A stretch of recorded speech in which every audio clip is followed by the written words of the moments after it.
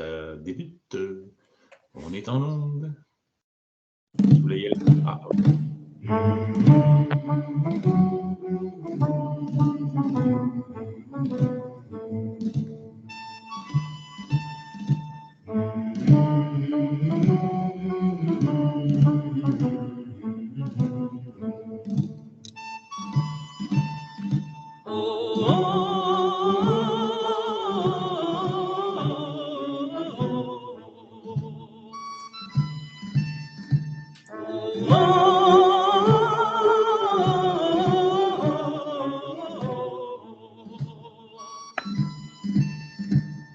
Ami, entends-tu le vol noir des corbeaux sur nos plaines?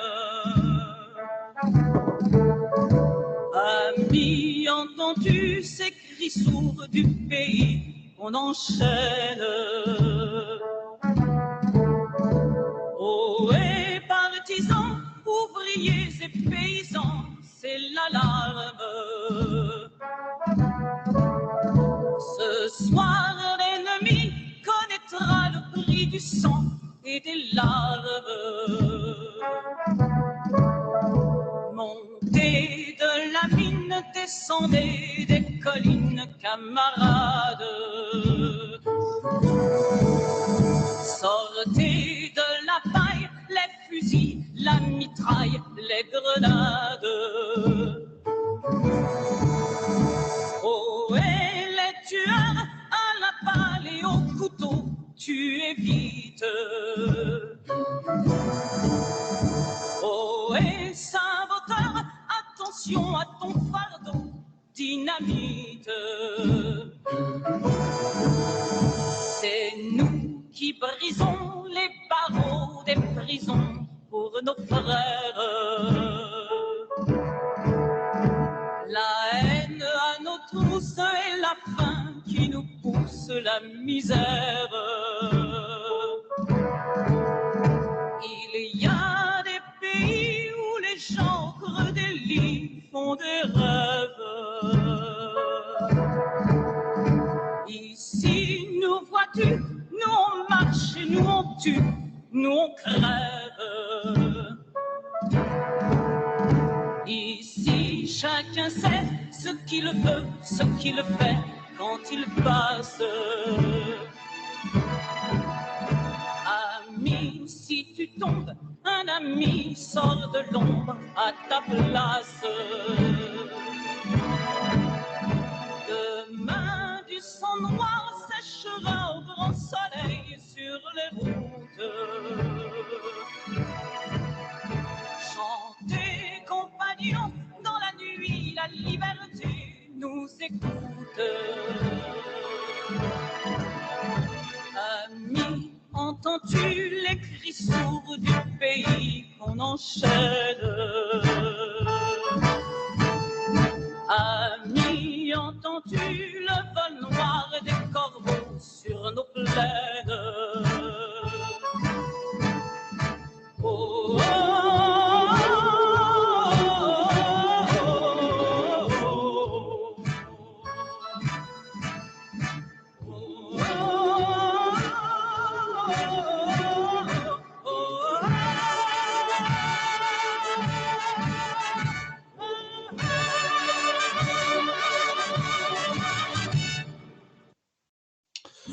Belle introduction. Je ne l'avais jamais vue, Éric. Non, celle-là était belle. Hein.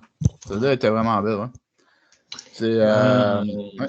Tu l'avais pris, c'est un montage, là, clairement, mais je veux dire, tu l'as trouvé où? Ça, c'est sur YouTube, mais c'était sur Telegram. Tu as Anonyme Citoyen, tu as les Gilets jaunes, c'est en fouillant des choses, parce que ça fait longtemps, mais longtemps qu'on veut commencer une série sur les Gilets jaunes. Puis là, on s'est lancé pour cette 38e capsule des Insomniaques. On est le 5 janvier 2024, on est vendredi. Mon nom est Régent, je suis avec Éric. Et puis, on va commencer notre série sur les Gilets jaunes. En fait, du moins celle-ci, ça va être l'introduction. On va expliquer un peu ce qu'on va faire. Cette capsule-là ne sera pas nécessairement trop exhaustive. On va plus parler du plan, comment on va traiter le sujet. Ce qu'on avait discuté, Éric, c'est il y a tellement de choses à parler sur les Gilets jaunes qu'on pourrait quasiment faire une capsule par semaine, puis on en aurait pour toute l'année. Ouais. Moi, en tout cas, l'idée, ça serait d'y aller thème par thème.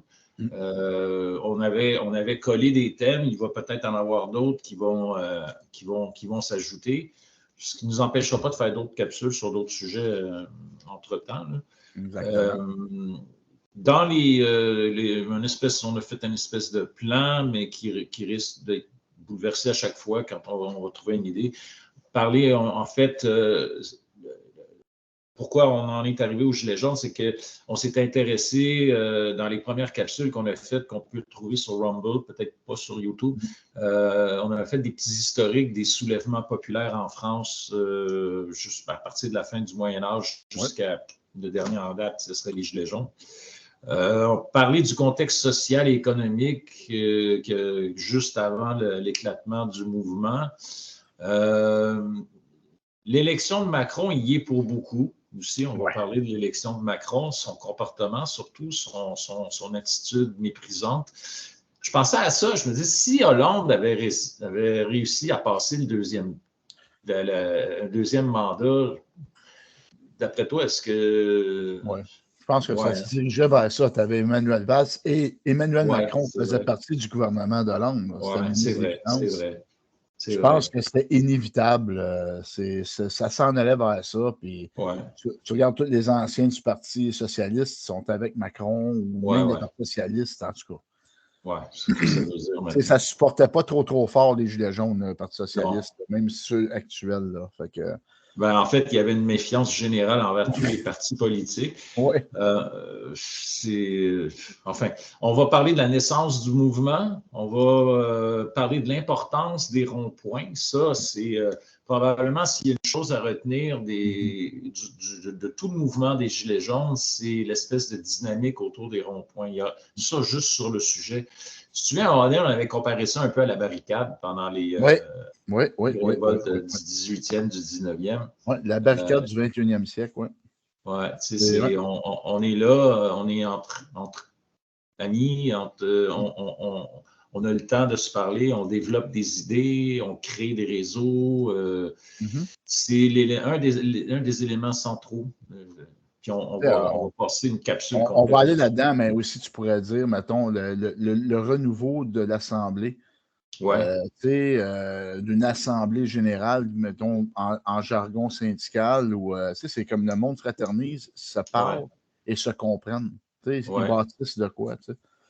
Puis surtout qu'il n'y a pas d'élus, il n'y a pas de chef, on y va par consensus. C'est vraiment la base de ce que la politique devrait être, enfin, certaines bases.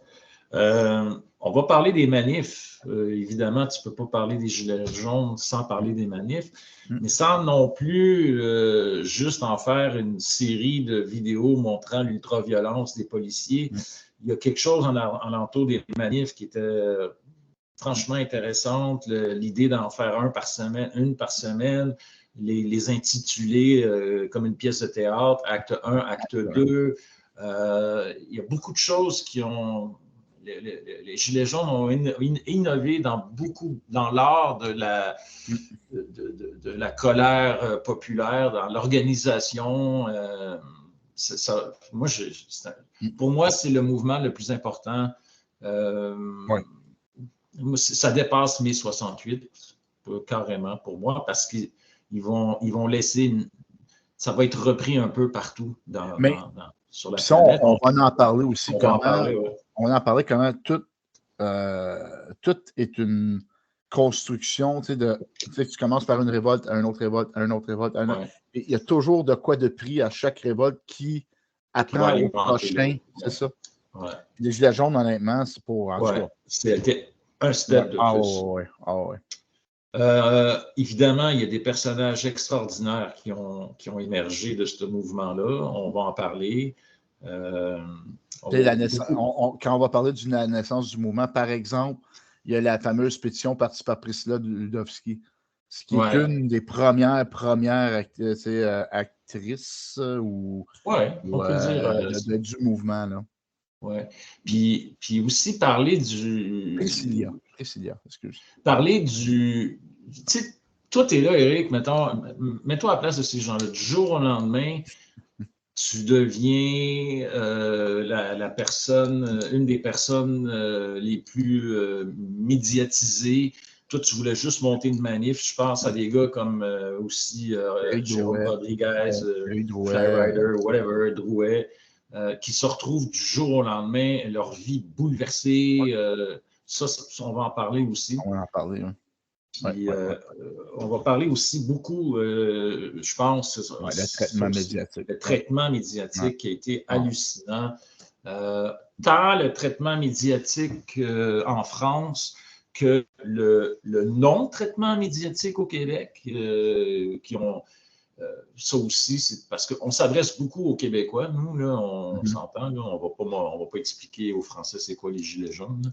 Mais quand on parle de Québécois, c'est très restreint, un cercle très familial.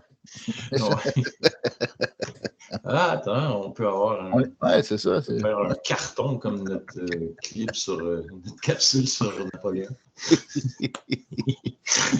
Oui, donc le traitement médiatique que je considère odieux,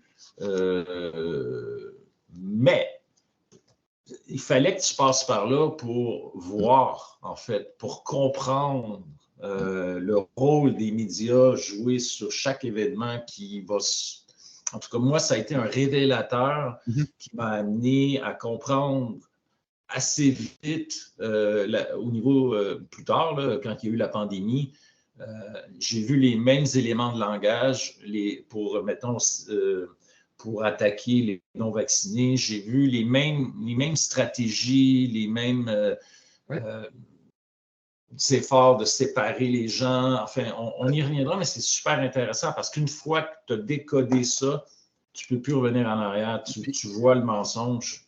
Puis l'influence des médias sur le discours de des gens proches de nous, sur des gens dans des mouvements, on va dire syndicaux, sociaux, n'importe quoi. On t'aurait pensé qu'ils auraient embarqué là-dedans, mais ils prennent tout de suite le point de vue médiatique qui est véhiculé par le gouvernement et par les oligarques, etc. Oui, tout à fait. Puis le même gouvernement qu'avant un mouvement, on traite de tous les noms d'oiseaux, puis quand il arrive un mouvement comme ça ou une pandémie, là, il ne faut même pas oser penser le contraire parce que tu te fais pointer du doigt et tu te fais assassiner socialement. Ça va être une capsule intéressante. Ça. On va parler des violences policières. Oui. Les Black Blocs là-dedans aussi. Tu sais, c'était quoi? Ça va être très intéressant. C'est aussi comme point parce que les violences policières, c'est quand un État utilise la police pour réprimer. On l'a vu. Là, ça, c'était flagrant avec les Gilets jaunes. Là. Ça l'est encore en France. Hein. Oui, exactement. Ça continue. Maintenant, on a carrément une dictature soft avec quand on est rendu à éborgner des contestataires, j'appelle pas ça soft, là, mais mettons une démocrature, mettons. Parler du mouvement lui-même, son fonctionnement, il n'y a pas de chef, c'est un mouvement horizontal. Ça a le bon côté de ses mauvais côtés. On l'a vu pendant toute la crise des Gilets jaunes, il y a eu des tentatives d'infiltration, des personnes, on a essayé de... Mais d'un autre côté, comment tu négocies? Ça serait intéressant. Éventuellement, ce qu'on veut faire aussi, c'est d'inviter par des personnes interposées, essayer de trouver des gens en France qui aimeraient raconter leur expérience sur un rond-point, sur une manif, pendant leur participation à ce mouvement-là. Puis ça, j'aimerais ça en faire. Autant qu'il y ait de personnes qui voudraient, ça mériterait une capsule à chaque fois. On se rappelle, en décembre 2022, je crois que c'est en décembre 2022 ou janvier, on avait fait, février 2023, excuse, on avait failli pogner quelqu'un, on ne dirait pas le nom parce que ça c'est... Mais c'est... On a eu un problème technique. On aurait eu une entrevue avec un des Ça aurait été cool en crise. Là. On pensait déjà à faire des choses sur les Gilets jaunes. Ça faisait longtemps. Mais c'est à bâtir, puis faire... puis, tu sais, on parle, des revendications des Gilets jaunes aussi. Ouais. Fait que, tu sais, ça va être une belle année. Je pense qu'on va se faire du fun avec juste ces capsules-là. C'est aussi qu'on va continuer à faire des capsules sur l'histoire, on va continuer à faire des capsules sur l'actualité, etc. Mais on va essayer de faire ça comme des choses séparées. Là. Comme ça va être ça. Là, on part nos capsules sur les Gilets jaunes. Donc, tu peux appeler ça les Gilets jaunes vus par des Québécois. Ben, c'est ça. Moi, j'avais pensé, c'est sûr que tu t'adresses au. Ouais, c'est plus une Gilet jaune 101, on va dire, pour les Québécois. Je dis ça parce que, d'une part, comme j'ai dit, on peut pas, je me verrais mal expliquer aux Français c'est quoi les Gilets jaunes. Je n'étais pas là, j'ai même pas. Ben, j'ai participé 2 fois, mais je dirais même pas que j'ai participé, que j'étais là. J'ai fait une manif. Mais c'est surtout pour ceux qui ne connaissent pas le mouvement au Québec, leur expliquer que s'ils n'ont pas suivi ça, ce n'est pas de leur faute. Nos médias n'en parlaient pas, mais c'est probablement le plus grand mouvement, le grand mouvement populaire.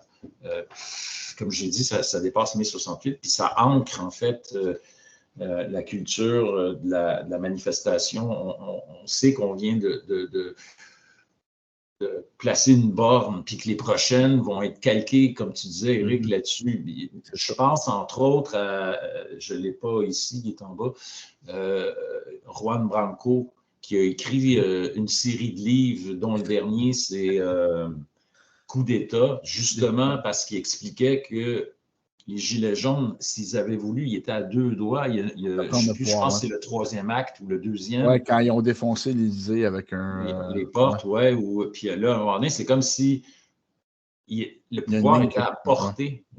C'était offert sur un plateau d'argent. On s'entend qu'il se serait fait descendre, là, je veux dire, il se serait fait débarrasser, mais c'est pas ça. Puis lui, il en est arrivé à la conclusion que la prochaine fois, il faut aller plus loin. Puis qu'est-ce qu'on fait pour déstabiliser un gouvernement dans une lutte populaire comme ça? Ça veut pas. Le centre du gouvernement n'est pas le centre, n'est pas le seul et unique centre du pouvoir. Tu as d'autres choses. Tu as les médias, tu as dans une ville, c'est un paquet de trucs que tu peux prendre possession puis déstabiliser. Bien, dans ce livre-là, en fait, Juan Branco montre les prochaines étapes.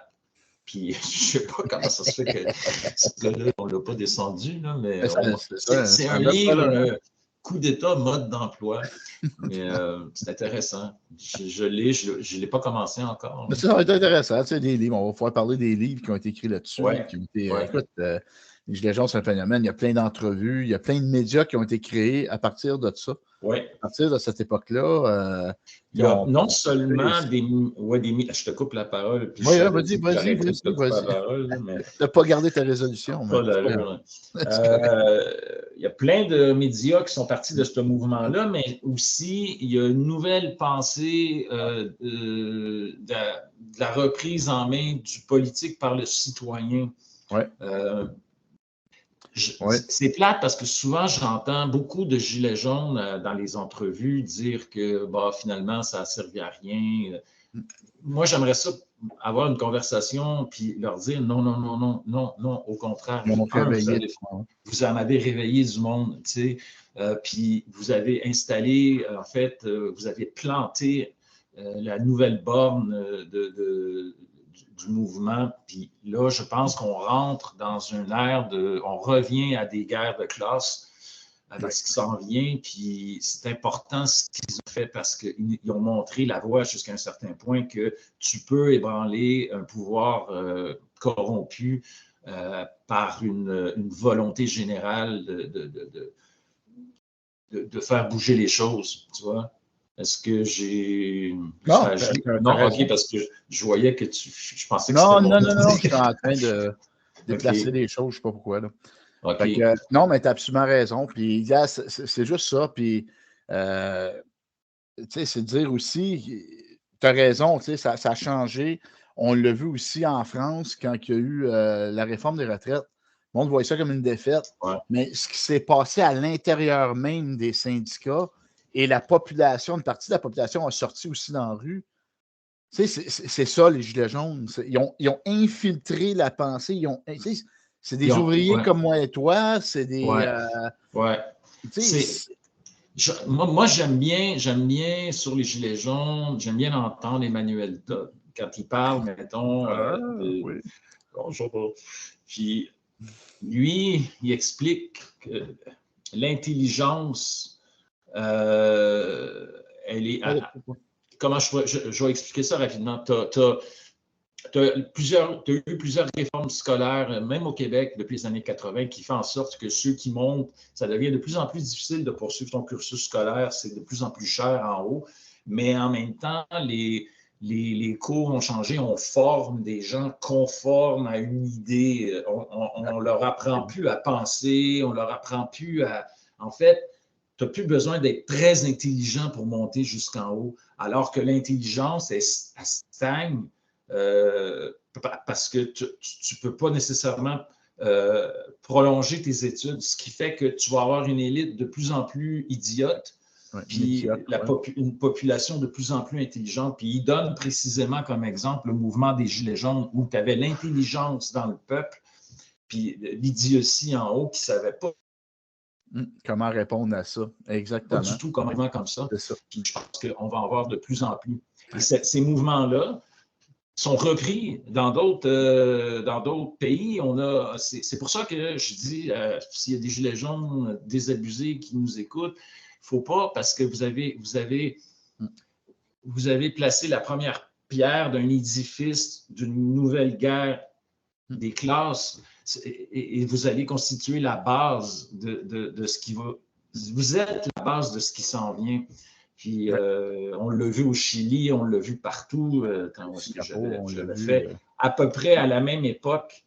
Tu vas avoir des révoltes en Haïti, tu vas en avoir en Belgique, au Soudan, en Algérie, à Hong Kong, en Tchéquie, en Égypte, au Mexique, en Équateur, en Guinée, au Chili, je l'ai dit, au Honduras, au Liban. Même en Arabie Saoudite, on a vu à peu près dans la même époque qui a suivi le truc des Gilets jaunes. Et ce qui est intéressant à observer, c'est que ces gens-là prenaient des idées des Gilets jaunes, puis parfois ils l'amélioraient. Je pense que c'était à Hong Kong où on a trouvé la manière d'isoler les bombes lacrymo, comment s'en défaire avec des cônes oranges ou des attaques en ligne. La police en ligne, mais les gars, en tout cas, c'était... Ou déstabiliser un drone avec des lasers. Mais tous ces mouvements-là sont partis d'une pécadille tu sais, comme en France, c'était la taxe, la nouvelle taxe sur l'essence. Dite taxe carbone, que finalement c'était un vol total pour. Mais mettons, je dois avoir, je ne sais pas, je pense que c'était en Inde, c'était sur le prix des oignons. La hausse du prix des oignons. Mais c'est comme on avait expliqué, Eric, dans un soulèvement populaire, souvent, tous les éléments se mettent en place. La grogne est là depuis des années, ça monte, ça monte, ça monte. Mais l'élément qui va faire péter, tu ne le sais pas. La goutte d'eau qui a fait déborder le vase. Ou l'étincelle qui fait exploser le baril de poudre. Là, c'était la taxe, mais ça a amené un paquet de revendications. C'est comme si les gens réalisaient que c'était possible de construire un monde nouveau basé sur l'équité, la justice, etc., etc. C'est comme ici au Québec. Au Québec, quand tu as eu le printemps érable, ça a commencé par les frais de scolarité. En université, etc., et les cégeps, tout ça. Puis, en 2012. Après ça, le peuple a embarqué. Puis là, c'était des revendications sur tout. Puis c'était ça qui était cool. Il y a des étudiants qui capotaient, qui disaient, ben là, on part du message. Non, tu es en train de créer un mouvement et ça fait en sorte que le monde embarque et là, s'identifie à ce mouvement-là. Les Gilets jaunes avaient un appui incroyable, ça, on va en reparler, mais peu importe. Puis on est l'autre chose, libre, tu parles de 2012, le printemps érable. Moi, je me souviens, les enfants dans le mouvement, Oui. Je me souviens, j'ai encore des vidéos touchantes où spontanément, près du Mousse Café, je me souviens, les gens se sont rassemblés, puis là, ça s'est mis comme ça, pour rien. Ouais. Puis là, tu avais des enfants, on bloquait les rues Oui. spontanément. Puis là, je me disais, ces enfants-là, quand ils vont avoir 20 ans, 25 ans, ils sont déjà imprégnés ils savent ce que c'est une espèce de... Il y a une énergie dans une manif comme ça qui est difficilement exprimable si personne... les gens qui ne l'ont jamais vécu, tu peux pas savoir l'énergie qui se dégage d'un truc comme ça. Ça faisait du bien. On croyait vraiment que là, ça se passait.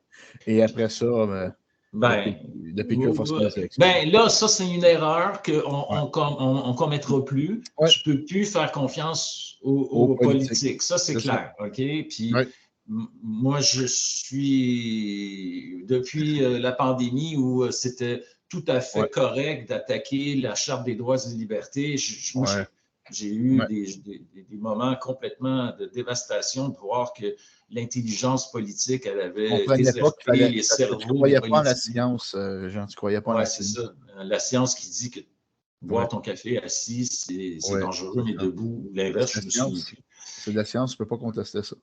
C'est ça. Donc, il faut arrêter de faire confiance aux partis politiques, comme aux médias d'ailleurs. Les médias, pour moi, c'est toute la même shit depuis 4 ans. Et on va le voir, c'est ça.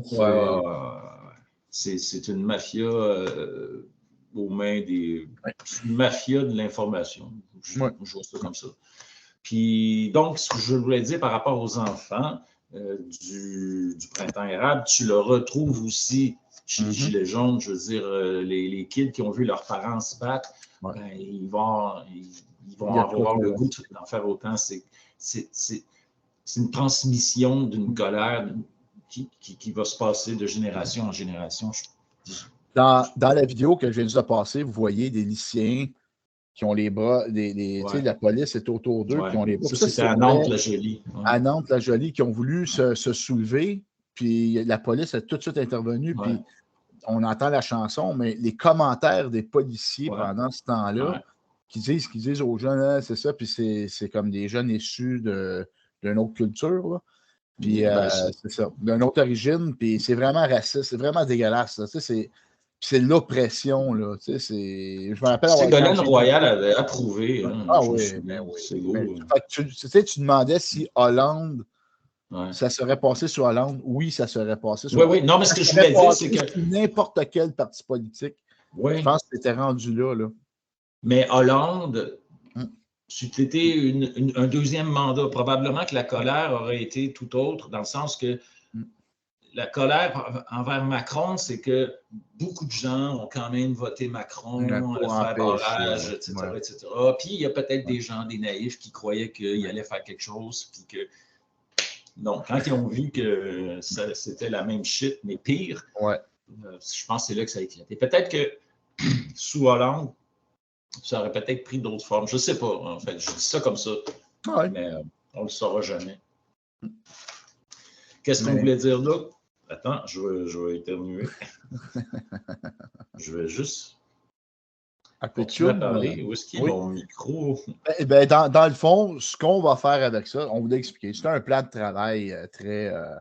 mais on va l'élaborer à mesure, mais je veux dire, on est prêt, on veut toucher ce sujet-là, puis on veut le partager avec vous, nos pensées là-dessus, comment que ça s'est développé, comment qu'on le voit, mais aussi dans vos commentaires, comment vous l'avez vécu. C'est cool toujours de voir comment le monde a vécu quand ils nous envoient des commentaires.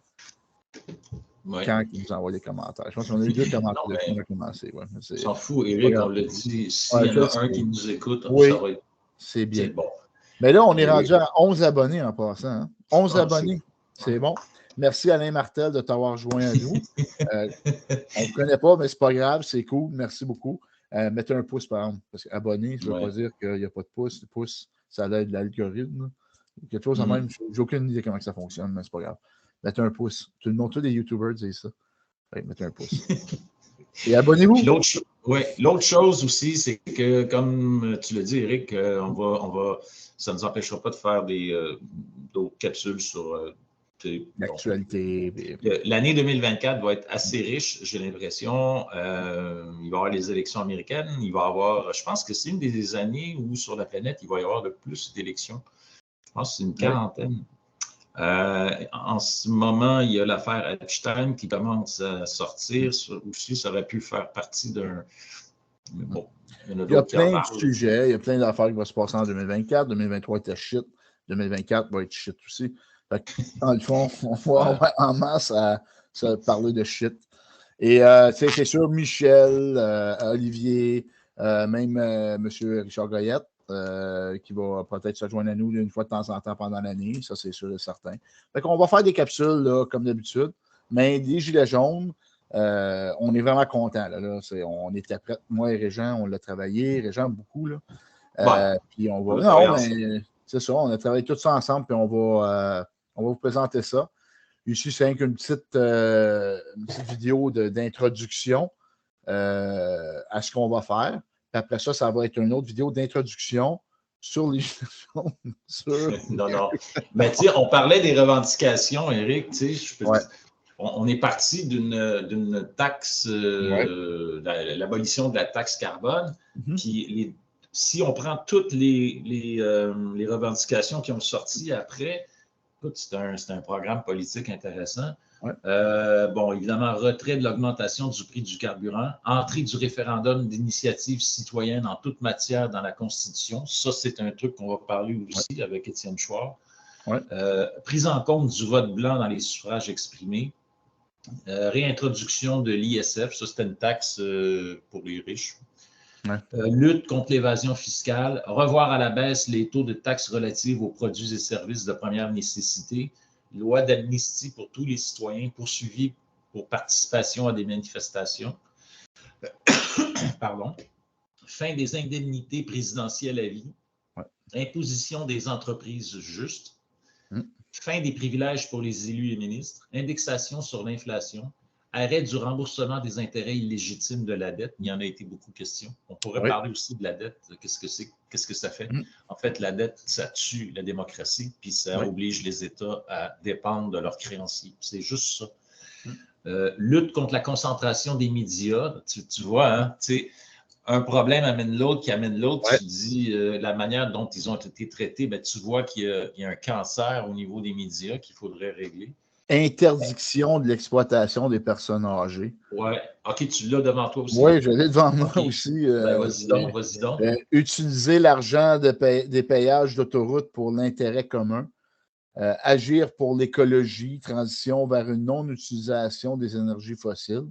Tu sais, il y a l'interdiction de vendre les biens français, ça veut dire la privatisation des et les compagnies françaises qui sont vendues surtout aux conglomérats américaines. Depuis qu'on a vu l'apparition de Macron à l'Élysée. C'est en train de c'est tout ça fait. Là. Création d'une assemblée citoyenne. Ça sortait ici au Québec. Il faut qu'on se parle. C'était un gars qui fait le Québec qui a. C'est ça. C'est un bon campagne. Mais création d'une assemblée citoyenne, on revient à des valeurs. Il y en a qui disaient que c'était 1793, la constitution de 93 de la Révolution française.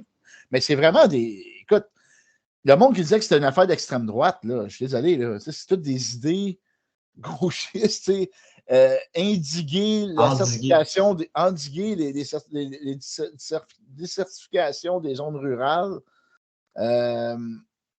Pas de retraite en dessous du minimum vital.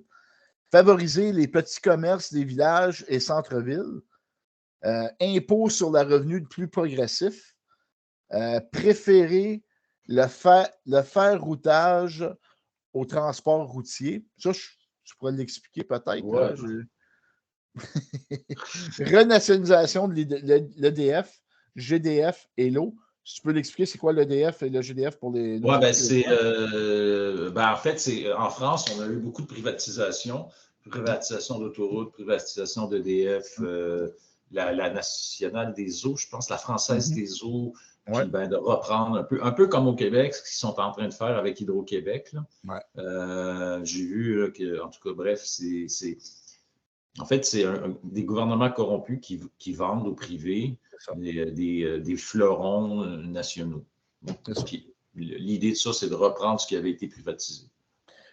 Augmentation des allocations handicapées, des structures et des moyens humains formés. Fin du travail détaché. Détaché, c'est ce qu'on appelle ici les split shifts. Split shift. Ouais. 0 SDF, donc on aide les sans-abri. Fin des classes surchargées.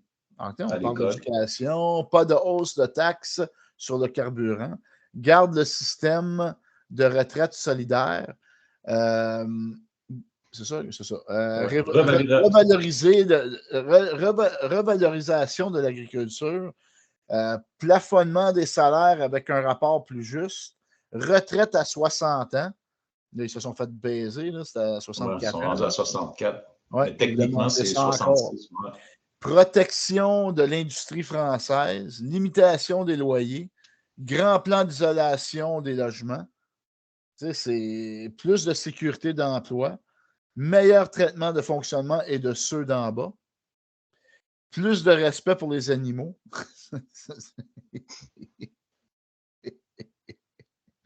Refond, excuse. Ça, c'est comme. Ça, c'était la personne pro-animal. Oubliez pas ça! On va le mettre. C'est refond. Tu vois, c'était très démocratique. Là. Refonte proportionnelle du barème des droits de succession. Réelle politique d'intégration. Tu sais. Moi, j'essaie d'avoir qu'est-ce qui est de droite. Réactionnaire là-dedans, là, puis... Non, c'est utopique. Il y a bien des points qui sont utopiques. Zéro SDF. Ah oui, tout utopique. C'est parce que mais c'est pas impossible. L'utopie doit toujours être une cible à atteindre. Exactement, mais je veux dire... Ça a amené l'homme à voler. Je me rappelle, les gens qui critiquaient les Gilets jaunes, c'était... des gens d'extrême droite, des coucous, des édentés. Toutes les insultes que tu vas avoir, qu'on a entendues sur les camionneurs, qu'on a entendues sur les non-vaccinés, qu'on a entendu. Ça revient, puis on l'entendait pendant les Gilets jaunes. Puis c'est ça, puis regarde les idées qui sortaient de là. Puis ça, c'est des assemblées citoyennes qui ont fait eux-mêmes des constituantes, dont un parti au Québec en parlait avant, des constituantes, maintenant... Donc, mais c'est ça que ça donne, des constituantes. C'est ça que ça donne, des assemblées citoyennes. C'est ça que ça donne, des ronds-points. Le monde se parle, se comprennent, mettent leurs différences de côté et viennent avec des solutions. Exactement. Beaucoup de gens l'ont dit, quand tu arrivais sur un rond-point, que tu aies voté Front National ou que tu aies voté, je ne sais pas moi, le parti anticapitaliste, tu mettais tes idées politiques de côté, puis tu travaillais sur des idées communes pour, mettons, changer les choses. Puis les gens, ce qu'ils ont vu sur les ronds-points, c'est que tu sois de gauche, de droite, du centre, que tu sois né en Afrique ou en Bretagne ou, je ne sais pas, moi, à Marseille, peu importe, quelqu'un qui a de la misère, il va avoir le même ennemi que l'autre. C'est l'économie, l'ennemi, c'est la finance. Puis c'est ça que les gens ont compris. Les gens il y a beaucoup de témoignages à l'effet que les gens ont réappris à parler, à échanger. En fait, quand tu es sur... Tu sais, on l'avait fait, Éric, avec le syndicat. On était sorti hors du syndicat pour créer des lieux de discussion qu'on avait appelés Premier Front. Puis les gens venaient, dès que tu mets 10, 12 personnes ensemble, puis que tu réalises que l'autre de l'autre ville, c'est la même job, mais hey, on a le même problème, nous aussi. Puis hey, finalement, tu réalises que le but recherché est le même, c'est améliorer tes conditions de travail ou améliorer, dans le cas des Gilets jaunes, ta condition de vie tout court, puis que tu sois... Je m'en calisse que tu aies voté pour Le Pen ou je ne sais plus qui. Mais en attendant, il y a une résistance à faire. Puis dans une résistance, tu dois utiliser toutes les forces que tu as. Et les gens qui nous ont traités de complotistes, je ne sais pas quoi, parce qu'on avait invité Stéphane Blais, ben, j'ai failli être violent, là, mais en ce moment, je considère qu'on est des résistants. Il y a quelque chose de grave qui se passe sur la planète, qu'il y a un basculement du pouvoir vers quelque chose de plus dur, plus autoritaire. Puis il va falloir que les gens se réveillent parce que les lendemains, le monde d'avant, c'est fini. Là. Puis ce qu'on voit en Europe, l'implosion de l'Occident, ben, en Allemagne, les soulèvements. Les soulèvements, là, si vous n'avez rien à faire le 8 janvier, allez voir sur les réseaux sociaux autres que Meta, là. Donc, allez voir ce qui se prépare pour le 8 janvier. C'est un blocage complet du pays. On ne vous l'explique pas, ça, dans les médias traditionnels. C'est plate, là, ça fait discours de perroquet, les éléments de langage des complotistes, mais c'est ça pareil. Il y a un blocage au niveau informationnel qu'on est obligé d'aller ailleurs, puiser les informations. Si tu as suivi moindrement le conflit Russie-Ukraine par Radio-Canada, ben, là, en ce moment, je ne sais pas où est-ce que t'en es, mais c'est bizarre, on n'en parle plus, hein? On n'en parle plus beaucoup, mais je pense qu'ils ont perdu l'Ukraine. Ça se peut-tu? Ils sont en train de perdre. C'est pas drôle. C'est pas drôle. Non, c'est pas drôle. C'est parce que, tu sais, comme les Gilets jaunes, comme tout, tu sais, il y avait eu en Tunisie, quand ça avait parti le printemps arabe, en Égypte. Le printemps arabe. Arabe, oui.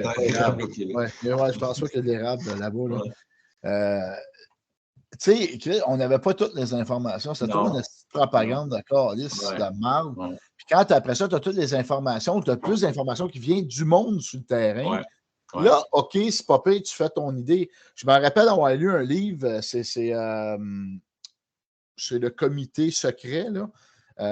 Puis, un moment donné, il parle de ce qui s'est passé en Ukraine en 2014. Mais le livre est écrit en 2016, puis ils disent, là, il faut faire attention avant de dire que c'est un soulèvement populaire. C'est des anarchistes qui écrivent ça, là. Il faut analyser, voir, parce qu'il y a trop d'éléments qui sont comme pas straight ou louches dans ce mouvement-là. Et comme de fait, ça a été prouvé que c'est un coup d'État qui a été monté par les États-Unis. Et puis, c'est l'extrême droite, je suis désolé, mais oui, c'était le parti nazi qui a poussé surtout, qui tirait sa population. C'était pas la police. On apprend tous ces détails-là. Puis l'ambassadrice américaine, qui est maintenant rendue dans l'administration Biden, ben haut, je pense que c'est secrétaire d'État ou assistante secrétaire d'État. Mais Chris, c'est elle, Carlis, qui a nommé, qui disait qu'il faut être nommé comme président après. Puis, tu sais, mais ça, le monde, on oublie ça, on oublie ce détail-là. Il en parlait à les médias en 2015, 2016, de tout ça. Là. Puis après ça, la guerre, dans le fond, l'histoire de l'Ukraine, ça arrive quand Poutine décide d'un jour au lendemain d'attaquer l'Ukraine. On peut reculer à 89, quand il y a un accord entre Gorbatchev et les États-Unis, de dire, regarde, Christian, si le mur tombe, mais il n'y aura pas de propagande, le temps ne va pas s'étendre jusqu'aux frontières de la Russie. Ils vont dire, c'était verbal, je m'en calisse, il y a eu une promesse, Clinton l'a brisée. T'en as eu d'autres après. Tu as eu les accords de Minsk Hollande puis Merkel qui ont avoué que c'était juste un leurre pour donner du temps à l'Ukraine de se préparer. Enfin bref. Mais là, on déborde. Mais ce qu'on voulait dire surtout, c'est que la lecture d'un événement désormais, depuis l'événement des Gilets jaunes, j'ai compris que si tu suis un mouvement par les médias traditionnels, ben, tu vas avoir juste la ligne officielle. Poutine est méchant, les Gilets jaunes sont d'extrême droite, etc. Puis tu n'auras jamais l'autre côté de la médaille. Et pourtant, avec la technologie d'aujourd'hui, c'est tellement facile d'aller voir l'autre bord. Puis je ne dis pas que l'autre bord, ils sont moins menteurs, mais au moins tu peux faire une comparaison. Mais quelqu'un qui est sur le terrain, un gilet jaune avec des cheveux blancs qui n'a jamais manifesté de sa vie, ça me parle plus, moi, qu'un hostie de trou de cul de journaliste qui a toujours son cul sur un bureau puis qui va jamais, puis qui donne son opinion finalement au lieu de donner l'information. C'est des donneurs d'opinion, c'est rendu des influenceurs, c'est rendu des... C'est ça. C'est ça qu'on va faire. Fait que c'est ça qu'on va parler faire. des gilets jaunes, on va séparer ça par sujet. Il y a des sujets qui vont peut-être qui vont nécessiter plusieurs capsules. Je pense, par exemple, je ne sais pas moi, le traitement médiatique. Ah, ça va être malade.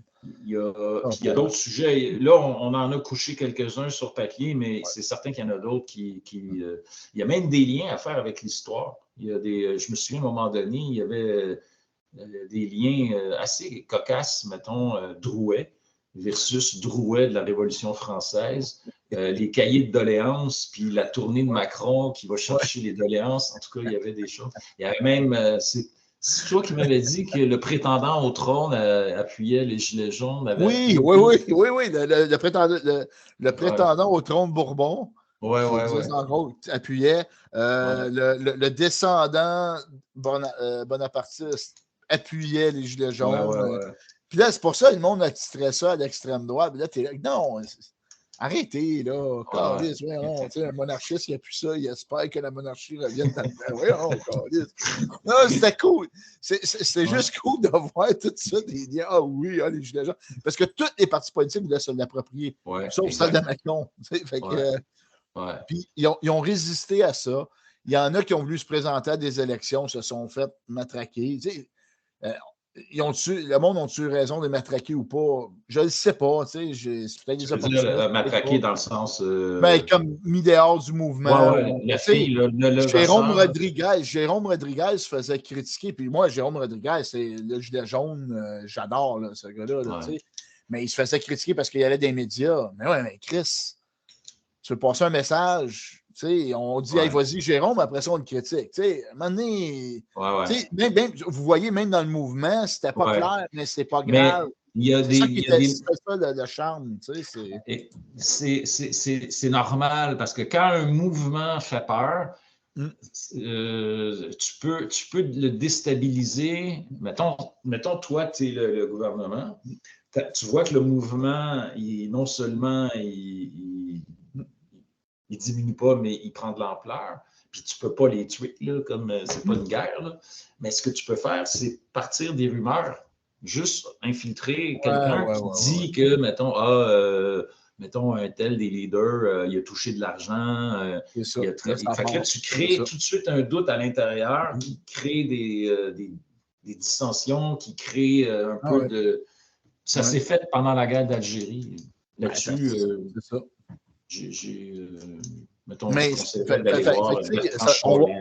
On va tout vérifier ça. On va essayer. Là. Ça va être évolutif aussi. On a des choses à préparer, mais ça va être évolutif aussi. Ça va être le fun.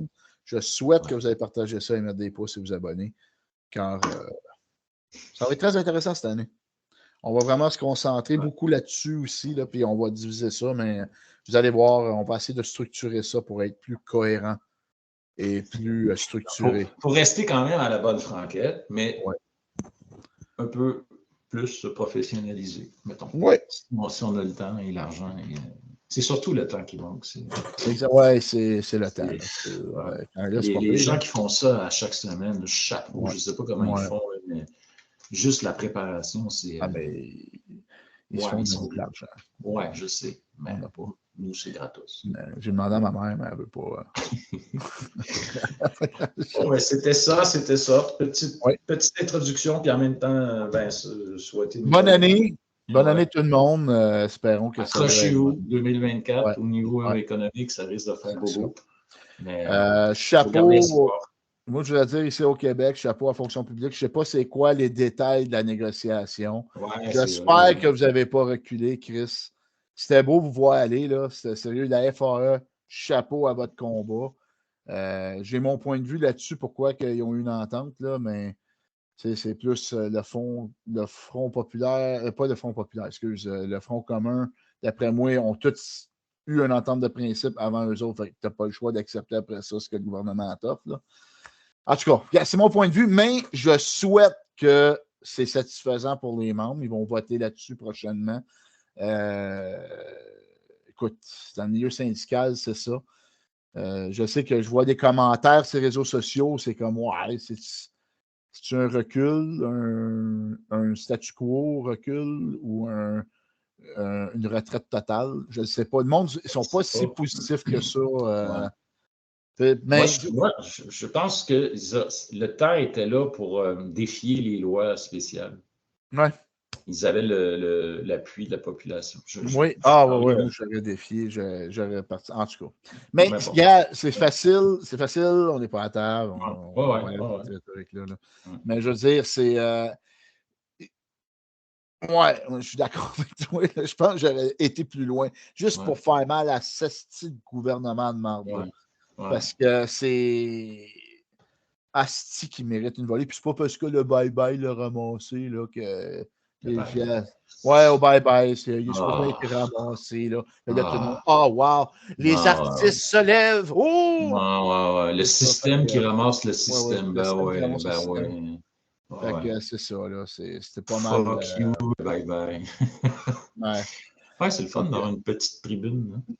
Malgré qu'il y avait des shots drôles du bye-bye. Je l'ai écouté avec ma blonde, tout ça. Il y a des shots, c'était drôle, c'était comique. T'sais. Quand c'est léger, c'est correct. Quand ça après ça, tu as le best-of. Moi, j'aime ça. Pas le best-of, mais comment ils l'ont fait. Les bloopers. Après ça, tu vois là, Claude Legault qui parle de liberté d'expression comme fuck off, mon chum. J'ai vu vos bye-bye pendant la pandémie, puis même avant. Là. Liberté d'expression, mon esti de cul de crise de style vendu de marde. En tout cas, je vais se laisser apporter pour la première fois cette année sur les insomniaques. All right. Fait que dans un prochain capsule, ça va être un de ces sujets-là et on vous espère présent. Et c'est ça. Si vous avez des suggestions, gênez-vous pas. C'est pour les gilets jaunes. Voilà. Oui, puis il y a aussi la loi R20 qui va sortir ici au Québec. On va se faire des capsules. Là, on est en train de dire, on va faire ça. Non, mais regarde, on l'avait dit, les gilets jaunes, on le fait. Oui, les gilets jaunes, on le fait. Opération Jill Jones. C'est bon, bonne journée, les gars, puis les filles aussi. Et autres. À bientôt. Yel, tout. Voilà. C'est pas, c'est ça. OK, bye. On va finir ça là. Ouais. Salut. Salut.